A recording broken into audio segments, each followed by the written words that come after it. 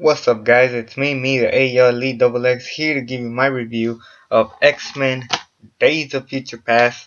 This is the last review I'm gonna give you guys for um, the X-Men thing. And I already saw X-Men Apocalypse, so I'll say that.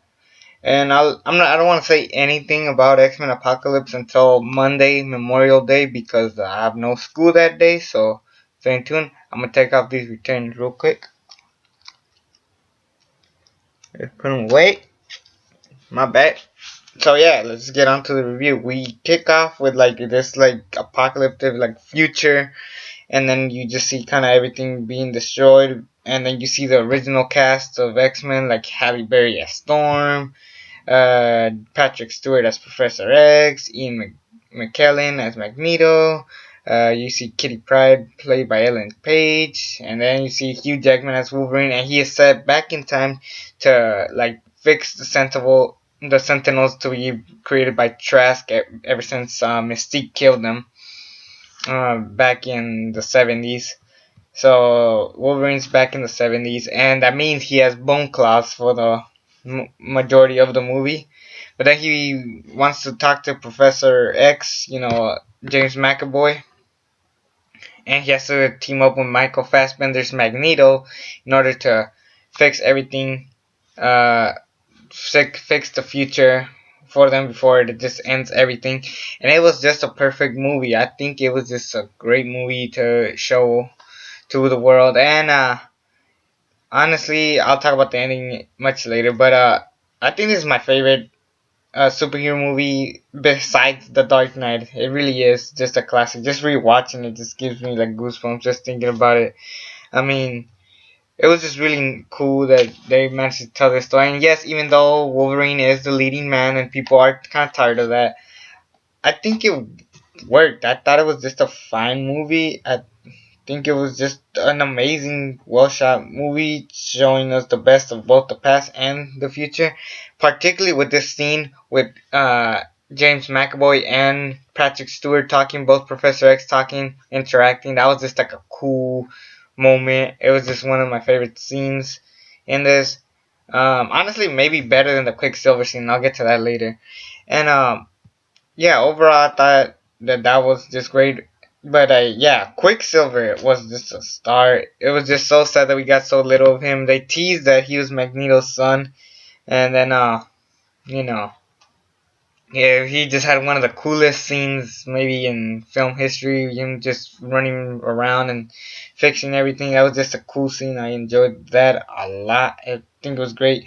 I know they didn't take him, which would have been a lot easier. But then again, the movie would have been over right away on the spot. So I can understand why they would get rid of Quicksilver. Plus, he's still a teenager. I really doubt they want to put him in that kind of risk. So I never had a problem with that. And then a whole Mystique trying to kill Peter Dinklage Trask. It was fine. I think that story was also really great, particularly with Mystique. She definitely was one of the more bigger standouts in this movie. It was more of her movie, and it's something that I really barely get to see. So it was just really good that Jennifer Lawrence get to play Mystique, and she was just a pretty good, cool Mystique. Her story made sense, and then the fact that Michael Fassbender's Magneto wants to kill her because in order to save the future, they must get rid of Mystique. Kind of get rid of bad mutants, and of course they bailed off Magneto for killing the president, but John F. Kennedy. Apparently, he was a mutant in this story, I guess. So, I guess that's what they say in the road cut. And yeah, that's the thing I really want to talk about, the road cut. I love the road cut. I think it was just a great way to add Rogue into the story. But when you watch it in theater, it was a little bit more riskier for me because remember Wolverine kind of loses his mind and he cuts Kitty Pryde, and then when the Sentinels do come and attack and almost destroy it, it was more riskier. Like, oh shoot, how long can Kitty really hold on to that? And so then when they brought Rogue, it was like a little less being worried because, well, the Sentinels do arrive there on their way. So I don't. That's just a little nitpick, but I still love the Rogue cut a lot more. It added a couple more scenes to the story. Um, particularly with this one character. Where can I find him? Uh, yeah, Omar Sy. This guy, I guess he was Cable for a point, but I think he did a good job for the little that he got. Same thing with Bink, played by Sam.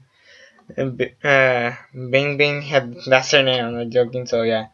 Another nitpick for this movie, I still hate the skinny Beast. I'm tired of Beast being skinny.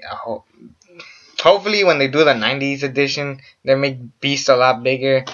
I mean, if they made him big in the Last Stand, they could make him big in the past.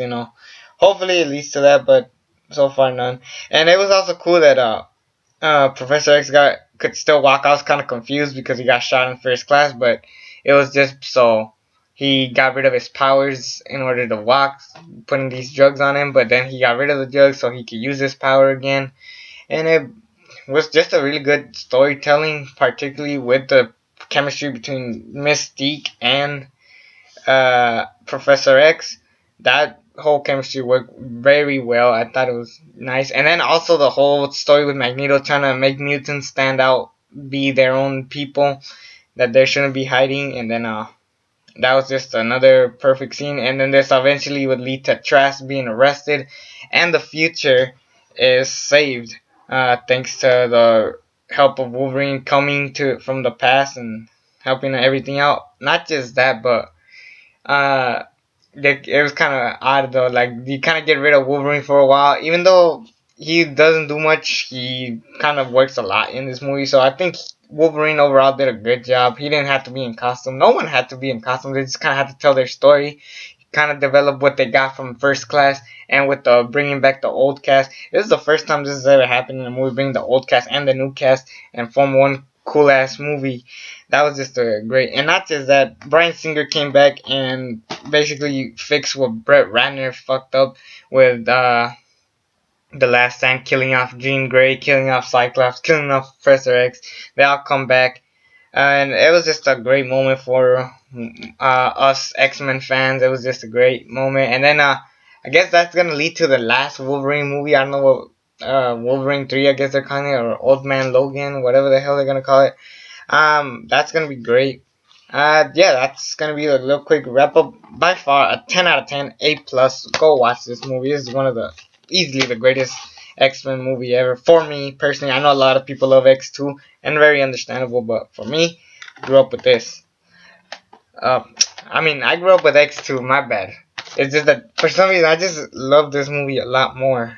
Um, Even Iceman, who I forgot to talk about, he dies for a while, but he helped out a lot since he did kind of rescue Rogue in the Rogue cut, of course. So yeah, there's that. That's all I'm gonna say about this movie. I'll give my X-Men Apocalypse review on Monday. Today I'm gonna be filming something very special for you guys. I hope you guys enjoy it. I won't say what it is, but expect something this weekend. So you can thank me for that. It's me, the ALE Double X, finishing off this X-Men reviews. And until then, I'm out.